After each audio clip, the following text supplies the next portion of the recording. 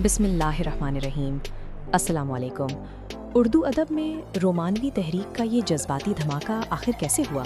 इससे पहले सर सैयद की अलीगढ़ तहरीक का राज था, जहां अदब सिर्फ अक़ल और समाजी इस्लाह का गुलाम था। तसव्वुर करें, एक खूबसूरत परिंदे को मैकेनिकल फैक्ट्री में कैद कर दिया जाए और उससे सिर्फ रियाजी के फॉर्मूले पढ़वाए जाएं। अलीगढ़ वालों ने अदब को महज इखलाकियात का एक बेजान औजार बना दिया। उन्होंने इंसान के तख़य्युल और एहसासात को बुरी तरह दबा दिया।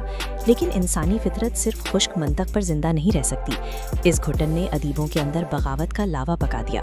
1901 में रसाला मखज़न की इशाअत से ये लावा फट पड़ा। उन्होंने पुराने उसूल तोड़कर मोहब्बत और फितरत पर लिखना शुरू किया। उनका सबसे बड़ा मकसद अक़ल की जगह जज्बे को बिठाना था। उन्होंने मशीनी शहर छोड़कर गाँव की रोमानवी फ़िज़ाओं का रुख किया। आज हम उर्दू शायरी में जिस एहसास और मोहब्बत के दीवाने हैं, वो उन्हीं अदीबों की देन है जिन्होंने अदब को कानून की किताब बनने से बचा लिया।